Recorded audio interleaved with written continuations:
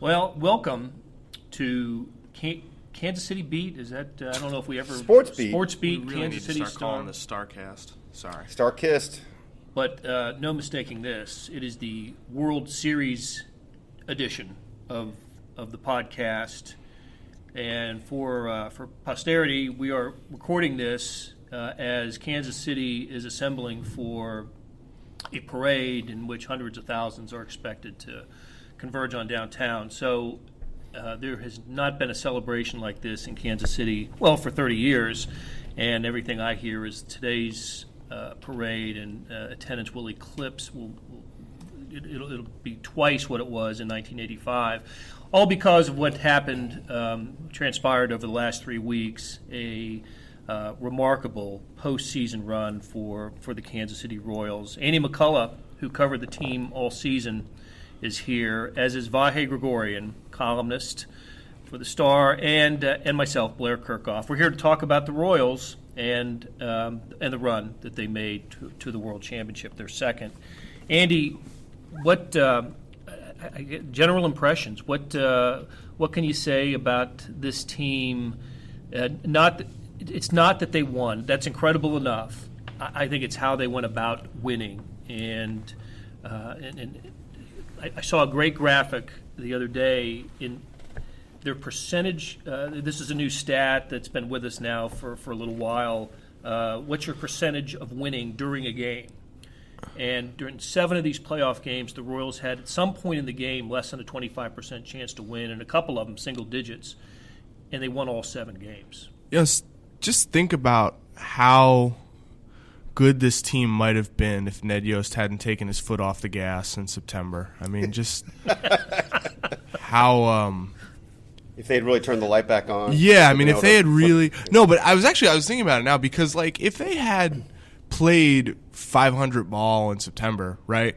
They're like a 100-win team, 101-win team, 102-win team, and they really could be considered one of the great teams in baseball history. You really could make a case for them as one of the great teams of the past, 25, 30 years, whatever. Either way, so I saw someone tweeted this, a guy named Bog Commenter, who's like a DC sort of gadfly, but he was like, how did the Royals not win 120 games? And it's kind of like, yeah, they're the best team. They were the best team on the field every night they went out on the field all year long. And they were the toughest team on the field every night they went out on the field all year long. It was incredible.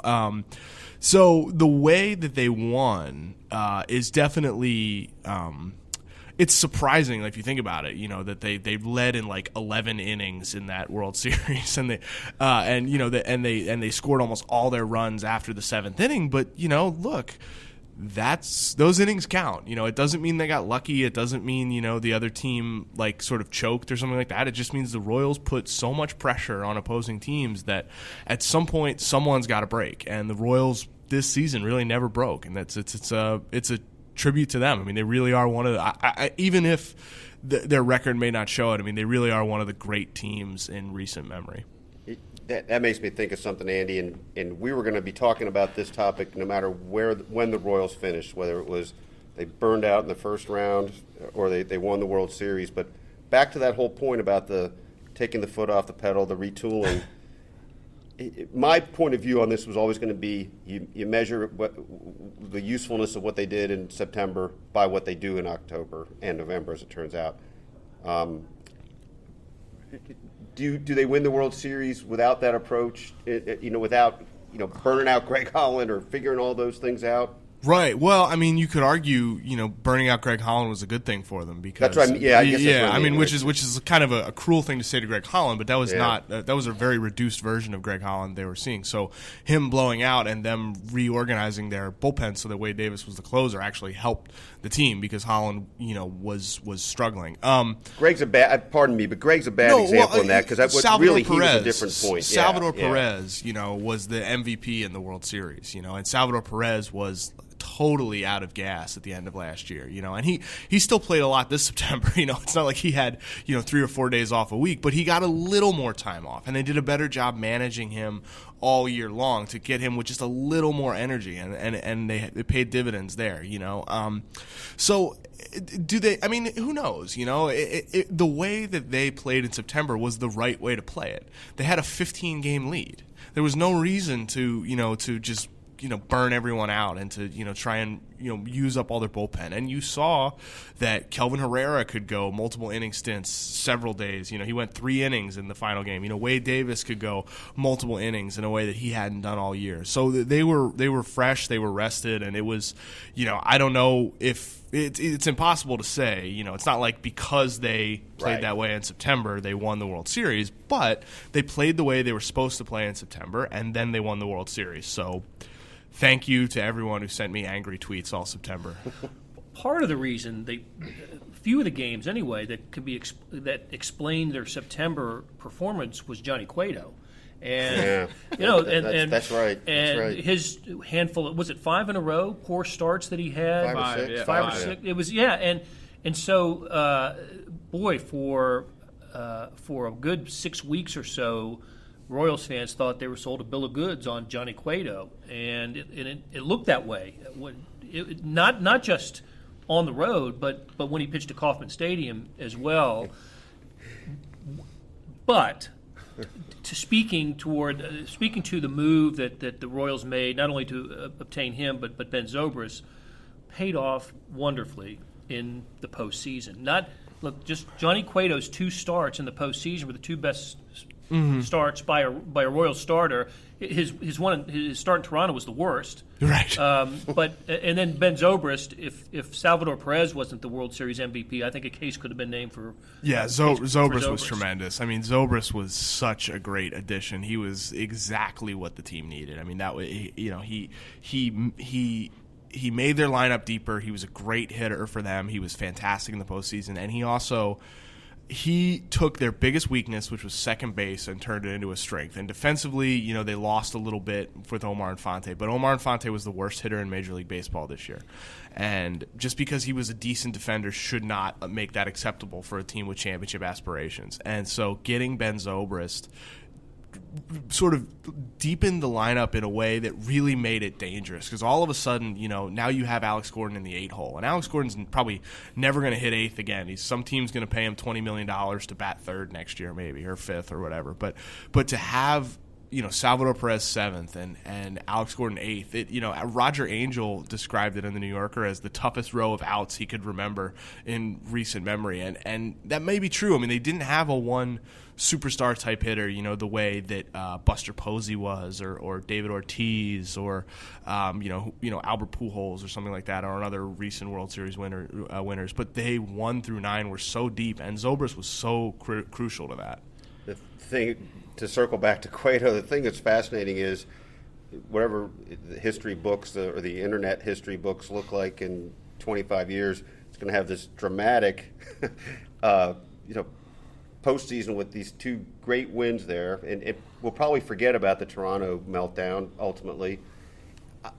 But I don't think there would be any clamor for anybody in Kansas City to keep him here, and yet he did the exact thing they needed.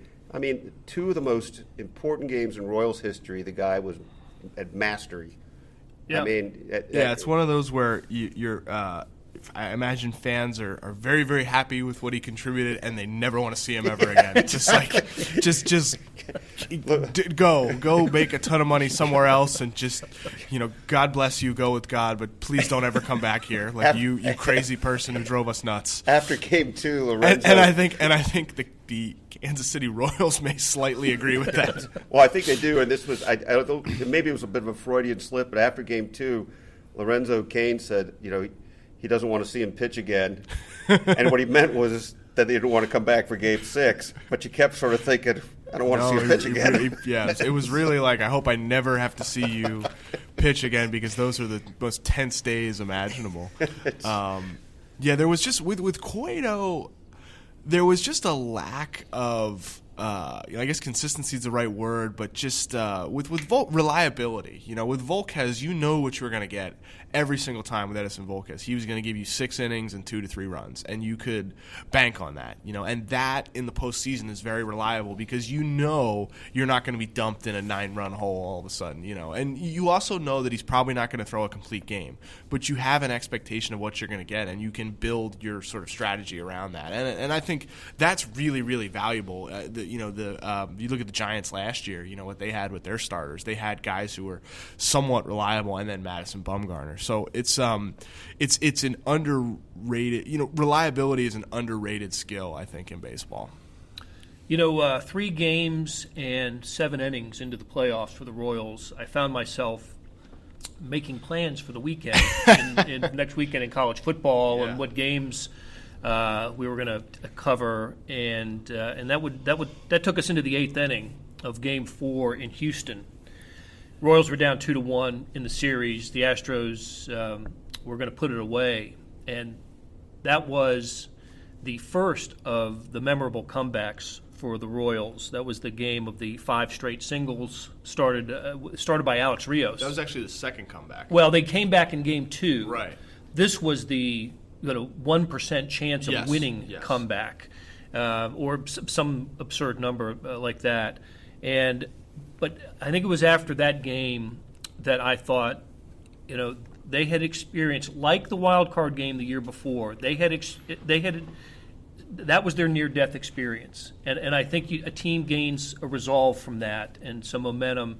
And little did I know at the time, or any of us know at the time, that there would be 2 or 3 other games kind of like that. Although not in an elimination game. Yeah. Right. That was an elimination game. That was the aspect of that game that made it so much more poignant, as they were 6 outs away from the winner. I mean, it was going to go down as this just great disappointment. And not 1 run behind. 4. It wasn't 3-2 at the Right. time. It was 6-2. Right. After Madsen had given up the 4-run inning. I think it was 3 or 4-run inning there. 3, yeah. I think it was 3, and the Astros thought it should have been more. They could have. The Astros had a couple guys, I think, on second and third or something like that. So that changed the outlook for me. I wonder if that's the same for you guys. Well, a little bit for me, and this takes me to something I wanted to ask Andy about, because I don't know when you talked to Ned about this, probably about 3 a.m. on the field after they won the World Series, but it shows up in your game story that Ned was preparing his concession speech. I mean, as of pregame Game 5 of the World Series, Ned's talking about how he feels, fate was on our side. He wasn't thinking that in the 7th inning in Houston. What did he say about that, Andy? Well, we're going to write about it, I think, for the commemorative issue. He's talked a lot more about kind of what was going through, and there's a couple funny things that I don't want to spoil just yet. I mean, he was being honest. I think he might have been, his pipes might have been a little lubricated. Didn't he use the term half drunk? Half hammered. Yeah, God, half hammered. Yeah. I think it's just because they're all so tense and playing. They're playing. So their emotional systems are sort of overwrought. But these guys get lit so quick in these celebrations. I mean, they're 15 minutes in, and you're like, what happened here? Anyway, so. I mean, he was being honest. What would you be thinking? You've been a big league manager for this long. I mean, yeah, part of you was like, well, we came back against the A's, but you just got punched in the mouth, by Carlos Correa and Colby Rasmus hitting bombs. You're in this big dome that's just full of Texans hitting thundersticks and waving towels and checking their phone for updates about the Texans or whatever, and and wondering. It was Sunday afternoon. And, wondering how many bases are there. Oh, there's 3. Okay, great. Well, I'm really excited when we play the Argonauts in the next round. No, it's the Blue Jays. No, Houston's a great baseball town. So I think he was just being honest that he felt like, all right, we're going to lose and we lost to a team that we're better than, but they were better than us, and that's what I wrote is that for 162 games they were the best team in the American League, and then for 34 innings they were the second best team on the field, and it just it was just Alex Rios gets a hit, Escobar fishes for a curveball and somehow punches it up the middle, and then this is a moment that I was talking to Evan Drellich from the Houston Chronicle, who was their great beat writer, and I asked him about this, and he said people in Houston aren't talking about this, which lets you know what a great baseball town it is. Ben Zobrist hit a fly ball, or hit a sinking line drive at Carlos Gomez, and it lands like a foot in front of Carlos Gomez. I remember that. I remember thinking that's when it came off his bat, that could have been caught. So a healthy Carlos Gomez catches that ball. Or a Carlos Gomez who's trying, because he just like stopped and let it get in his glove. Jake Marisnick catches that ball if he's in there for defense, which probably should have been, given the fact that Carlos Gomez had a torn muscles in his abdomen. But that hit, to me, it's like that was the crack that opened up. And I know everyone talks about the Correa ball, right? But to me, like the opening. They were just given something by the Astros. The Astros just gave him a hit, and then from there, Kane gets a hit, Hosmer gets a hit, Morales hits the ball up the middle, and the game's tied. Shouldn't Morales have gotten a hit for that? No, that's not a hit. Didn't it hit off of either the mound or off? Well, no, it of hit off Sip's glove. Yeah, it took the glove. Okay, So it's it actually like hit his almost glove. like a double error. Like Sip probably could have had it. Correa definitely should have had it. But didn't the spin change and the trajectory change abruptly on him? I mean, yeah, it changed, but he's also a professional. You know, He's allowed to catch it. He's a bit, yeah. As I say, Yeah. yeah, he's allowed to catch the ball. Allowed to make that play. It was not the easiest play in the world, but also he didn't look it into his glove. He was using one hand. I mean, there was lots of things that it's an error. It's not a hit. So that was the first of the amazing comebacks by this team. The second one is in Game 2 of the ALCS. Volquez pitched his best game of the postseason in Game 1. Royals win that one 5-0. They get to Game 2 and they're down 3-0 heading into the seventh inning against David Price, who I think he had struck out 27 to that He point. retired 18 in a row. retired 18 in a row. 18 in a row. after- It was he was throwing best I've seen him pitch. He gave up a hit on the first pitch to Escobar, and then didn't let a man on base until the seventh inning. I mean, he was dominant. So the Blue Jays are going to get out of Kansas City 1-1. They're going to get their split and take this thing to Toronto. And the team that the Royals just feared coming down the stretch, that they were battling for home field position with, they're going to be in pretty good shape. And then the fly ball, drops in right field, and again the floodgates open, and you'll have to take me through. I can't. The one thing I remember about that inning was Alex Gordon's double that ended up breaking the tie. I think it scored Moose. I can't remember the sequence of hits. I guess it's. Well, here's what Kane. I remember. It's Kane and Hosmer both going opposite field, which to me was a little bit significant because. Go into a little concentric circle here. After the game, I bumped into Johnny Gomes and was talking to him about that inning for a second, and he was like, anybody that thinks that inning happened because of Zobrist's hit is an idiot. Yeah. And the point he was making, and I think you elaborated on it, I'm sure you elaborated on it, Andy, was that was third time through or whatever it was with Price, and it's not like they're just up there swinging. I mean, it looks like that sometimes, but they are actually evolving. They were taking good at bats, and they're thinking this through. They're adjusting. Right. I mean, I think the thing about the Royals is that I've said this so many times, but in the biggest spots they have their best at bats, and that to me is not luck. I think that to me is not luck. There's definitely skill involved there, and part of it was that Price like Goins and Bautista botched the ball. It's 3-0. There's one runner on. Price hasn't given up a hard hit ball in a long time. He's allowed to get out of the inning. He didn't do it. The Royals beat him there. And you can argue, no one ever wants to give credit to the teams for doing good things, no one ever wants to say the Royals had better at bats. Hey, the Royals won. They always want to say, whoa, Gibbons should have taken him out, or whoa, or the Mets choked, or whoa, Price must have been tipping. It's like, okay, but also he threw a baseball over the plate and the Royals hit it. That is, and at the end of the day, at some point you just should give credit to the team who won. And so I forget, opposite field, Kane went opposite field, Hosmer went opposite field, and then Morales, I think, made an out. Yeah, did he maybe move him up with an out, though? That was when Hosmer stole second base.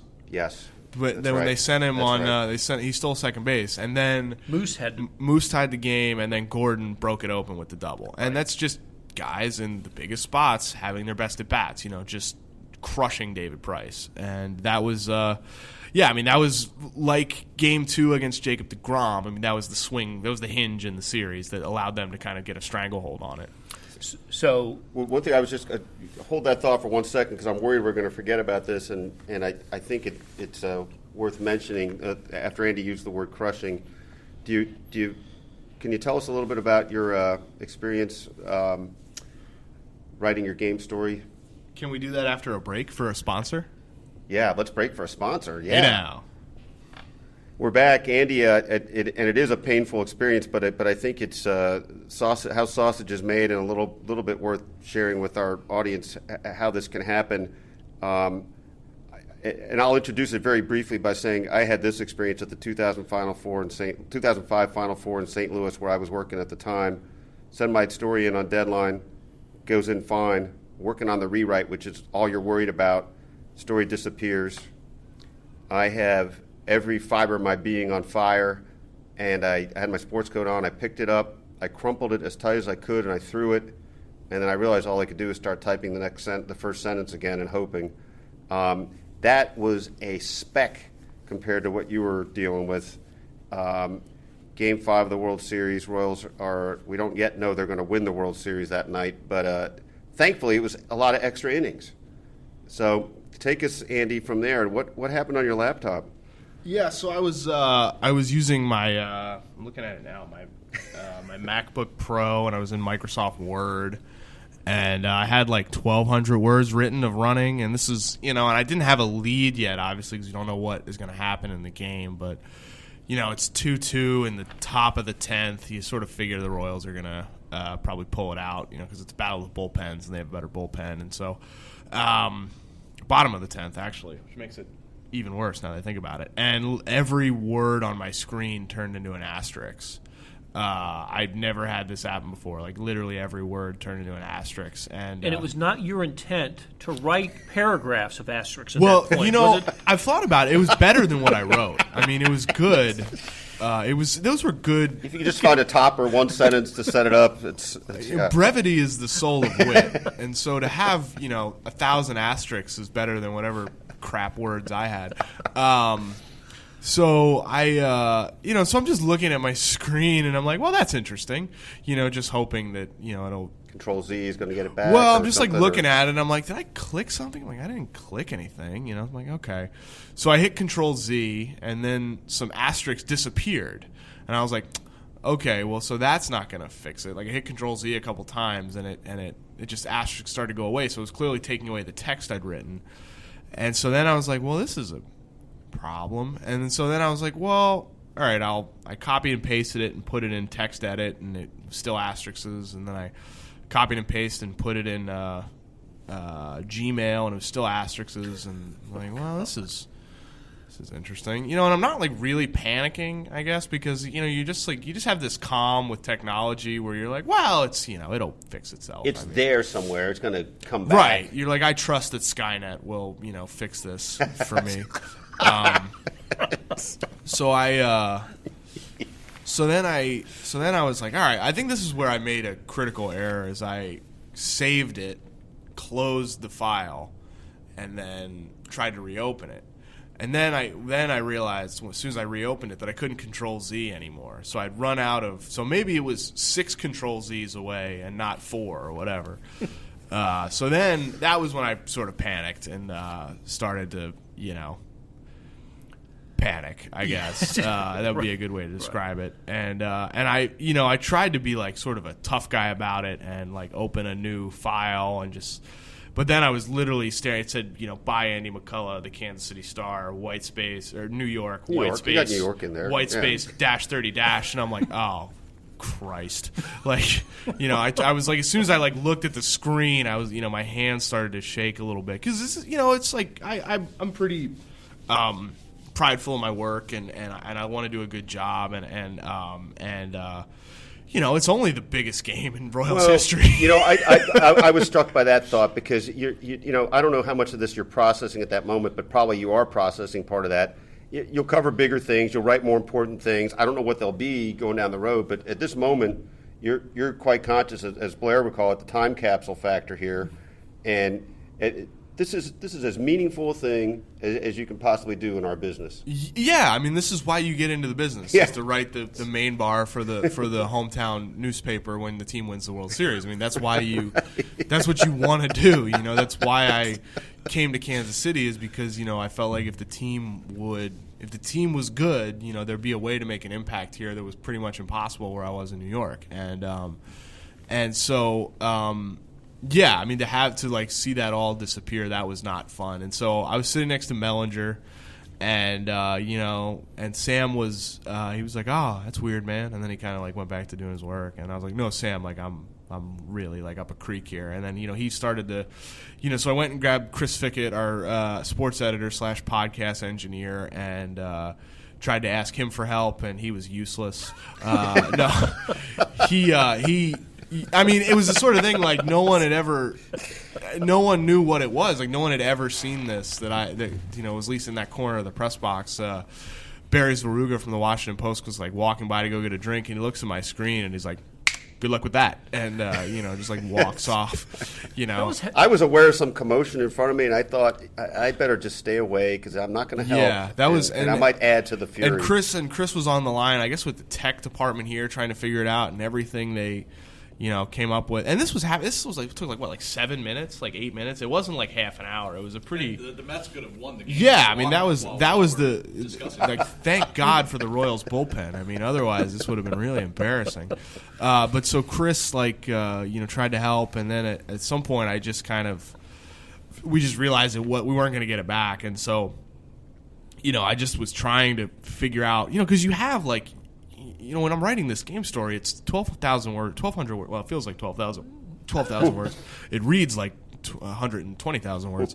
But, you wrote some of them at 5 p.m., you wrote some at 8 p.m., you wrote some at 10 p.m. Right. It wasn't written off. So I've forgotten what I wrote, I had it the way I wanted it, when I wrote each paragraph, but then I just went well, I'll never have to think about that again, or I'll come back to this in 6 hours and it'll be fine. And so I was just I was sitting there talking with Sam, and he was like, "Hey man, just focus on the three big things in the game." He's just Volquez, Harvey, the comeback, and so I just went and just kind of put on my headphones and cranked up what's that song called?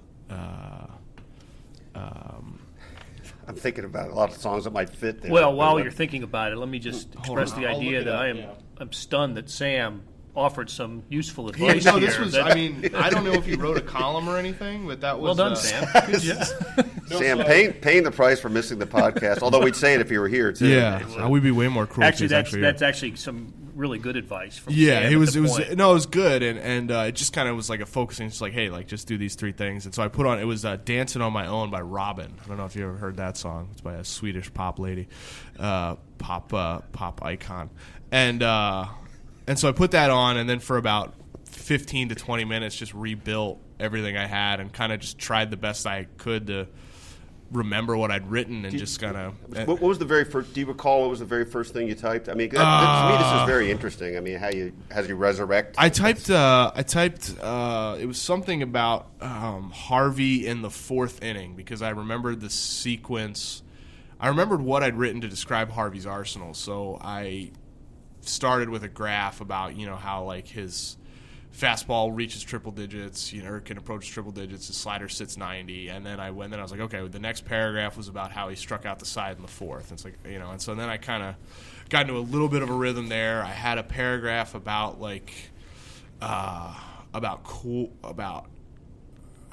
being in the dugout pregame that and then once I just kind of found a rhythm, and then after about 15-20 minutes I had 800 words or so, and then I had a 300-word chunk that had been sitting in another Word document relating to the Astros game that I was able to weld on, but I couldn't really put that in the running if they lost.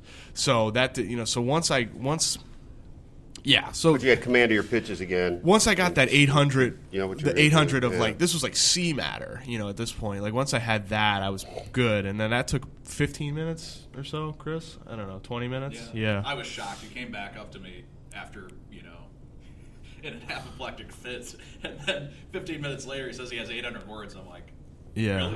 Really? Yeah. Oh, shit. Yeah, I mean, don't. I didn't know it was physically possible I to don't- just yeah. type 800 words. I in couldn't type 15 800 minutes. asterisks Right. that fast. I mean, So Yeah. So that was fun. So But that had happened. That Hosmer, they had tied the game at that point, Yeah. right? So this was we're in extra this innings. This was after Hochevar went in the game in the bottom of the 10th, and I remember, and I was actually feeling pretty good because I was like, I had everything where I wanted it to go, and it's just one of those we're like, all right, like we'll just see how it ends and we'll be good, and then it just completely went to hell for about 30 to 45 minutes. So that was fun. So I enjoyed my night. well, you're covering a team built on comebacks. That was the signature work of it. Yeah, exactly. Well, let's a couple other things real quick I wanted to talk about. I thought the at-bat of the series was Alex Gordon's home run in Game 1 of the World Series off of Familia. The pitching performance of the series, at least from the bullpen, was Wade Davis in Game 6 against the Blue Jays when he came in, pitched the 8th, sat into the dugout for 45 minutes through a rain delay, and then another 15 minutes while the Royals put together the winning run on the Eric Hosmer single, scoring Lorenzo Cain from first base. And then that takes us into Game 1, Gordon's home run. And then, if Cain's, first to home dash on the single wasn't the base running move of the series for the Royals, it was the play of Eric Hosmer in Game 6 that apparently caused the shortage in Andy's computer. So I have a comment about the Hosmer play, actually. Everyone seems to be saying that a good throw by Duda gets him out.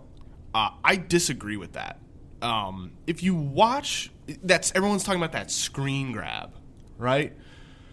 Watch the play and watch Hosmer's momentum and think about the fact that unless Darno is getting a perfect throw on his inner left knee inside, Hosmer's safe. Not a good throw, a perfect throw. Perfect throw down that guides him into Hosmer to come to the other side of the plate.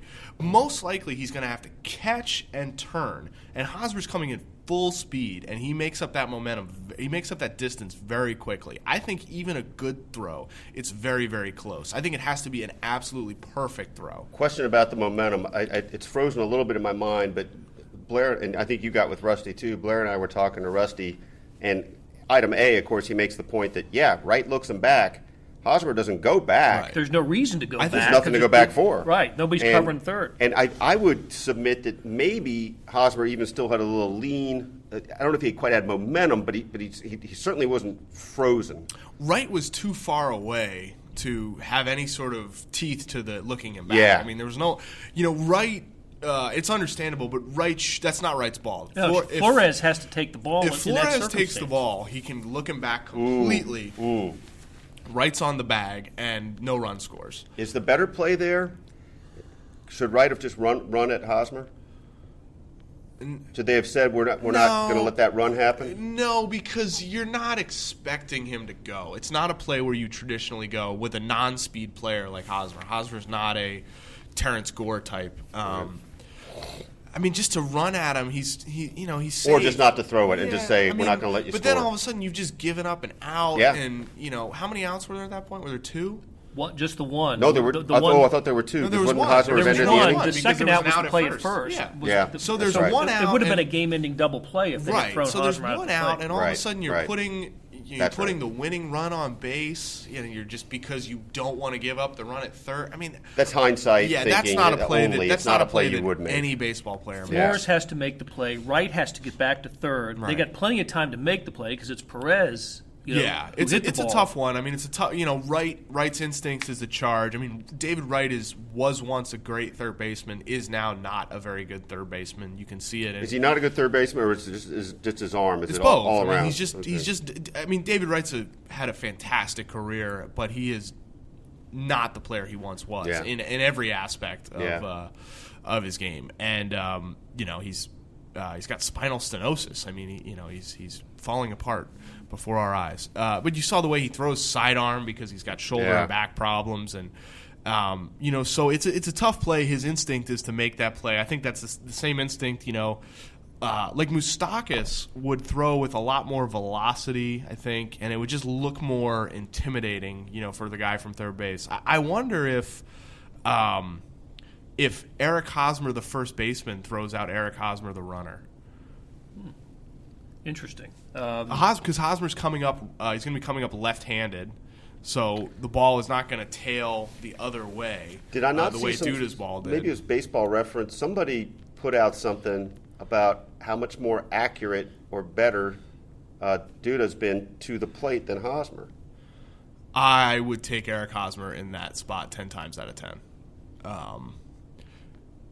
But again, I still even think even with a good throw, he's safe. It's just a very tough play to make. Yeah. Like it's tough on d'Arnaud. d'Arnaud has to rotate so much in time to get in, and because you can't block the plate anymore, it's just tougher for the catcher to make that play. I think he's safe. I think he's safe even with a good throw. I didn't. You did an entire story on it, Blair, and frankly, I'm realizing now I never saw that story yet. But where was Jersh in that play? Well, in all the replays of he's not in the picture. Yeah. And I think Hosmer's on his own. Yeah. It's all Hosmer deciding. And I have since I didn't hear this from Hosmer in the clubhouse. There were different waves going to the players of waves of media, and I didn't hear him say this, but somebody told me that he said after the game that about 2 steps into his dash, he thought, I'm not going to make it. I saw a little video that somebody had that he was concerned that he had made the wrong decision and he wasn't going to get there. And from at my vantage point where I was, which was kind of down the third baseline, I watched. I was behind Hosmer. I didn't think he was going to make it. I thought, boy, they got the Duda had the ball and was starting to make his throw, and Hosmer still seemed to me to be about 30 feet from the plate, 30, 25 feet from the plate, and I'll trust Andy when he says you take a great throw to get him. And it would have taken a very good throw. Watch the replay, and I know it looks distorted because d'Arnaud has to yank his body across to get. But just watch, even if he's so easily safe that even if d'Arnaud catches the ball to where it was thrown, I think he's safe. Well, I definitely think that's true because of where the ball was thrown. So the ball's so far away. Even if it's not that far, but d'Arnaud still has to move his body across himself to catch it. Even if it's close enough that he can catch it, I think he's safe. And that just made me think that it has to be perfect, and he still has to spin. He still has to spin and get there before Hosmer. He's a stationary target. He's a stationary object. Hosmer's a moving object, and he's gaining steam. Hosmer's a good runner once he gets going. He's not quick, but he goes first to third very well, for example. So once he gains momentum, I think he's safe. I know it looks bad, and obviously it's a terrible play for Duda, but I think he's safe with a good throw. Well, and at that point it just tied the game, but for all intents and purposes, I thought that's it. The Royals will find a way now to win it in extra innings, and finally they did in the 12th with the 5 runs in the 12th, and the celebration was on at Citi Field. I heard somebody say, "Boy, I wish there had been a 6th game so they had won it in Kansas City like they had won all the previous series." I said, "No, you don't. You win a series the moment you can win a series, right. And you don't, and it was I was impressed by the number of Royals fans who were at Citi Field. By the end of the game, they had all come down to behind the Royals dugout, and there had to have been 2,000-3,000 Royals fans who had found their way to New York and gotten in the game. So, how it's still kind of it's all fresh in our memory now, and I think we've covered the highlights. But how will this team be remembered? I know we're going to have to let some time pass, and but I think that we've heard, those of us who have lived here in Kansas City, we've talked to the players in the '85 team, and they are so fondly remembered. We all know them. We've seen a lot of them in the last couple of years. Brett and Frank White and Willie Wilson, and those who were kind of away from the team for a while have reconnected. I think there will be a connection between this town and this team for a long, long time. I think so, and I think Andy will be able to elaborate on this better, but I'm just struck by a couple things, one of which is that maybe it's because of social media, maybe I don't know what it was like back in the day, but there is a they're woven in with this town already because of their age, because of the enthusiasm of the town, because they're out here among us, and they were like that in '85 too. But you just see it in so many different ways that they're part of this. And I was really struck by George Brett saying after the game two things. One, A, he thought this team would beat their team, and two, that they are now, he didn't say now, but in my mind it's now, they are proud to be associated with these guys. It's right. flipping that switch a little bit. Right. These guys used to be, proud of the lineage they had with the George Bretts and Frank Whites and everybody else from that era. And now that's kind of, and as it should be, but it's just an interesting twist to me. Yeah, I mean it's the culmination of almost a decade with Dayton Moore at the helm, and it's watching his vision come to fruition, and it came to fruition about 4 years later than I think anyone would have liked, and I think 2 years later than his owner thought would happen, but. It's gonna go down as this is I've written this before, but this is a renaissance in Kansas City baseball. I mean, this might be as good as it ever gets, and just because people who love baseball love this team, like around the country, just love the way they play, love their style, love their spirit, and so even if the team is great next year, it's hard to it would be hard to imagine a team that the city enjoyed more than the 2014 Royals. That team was fun. That team, had stole bases and ran all over the field and did backflips in the outfield and made these incredible catches. And they somehow assembled a group that was even more enjoyable to watch. That was even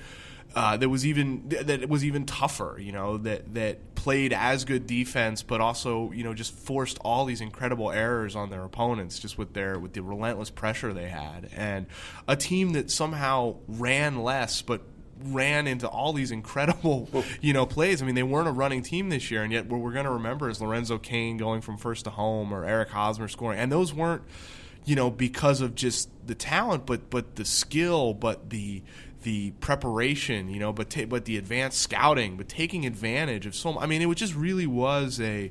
So I think people are going to look back and look at this as kind of like an almost ideal team, in a way that look, congratulations to the San Francisco Giants last year, right?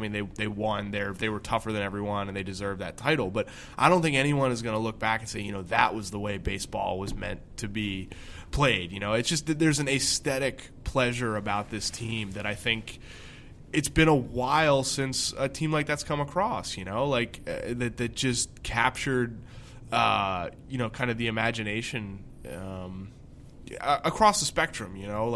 For people who love baseball, this is there's Ben Lindbergh, a writer for ESPN, said something like, "I'd like to cryogenically freeze this Royals team so I could just break it open and watch them every few years, because they really were special. It really, and it's funny, but the only thing September cost them was a chance to go down as really one of the great teams in baseball history, I think.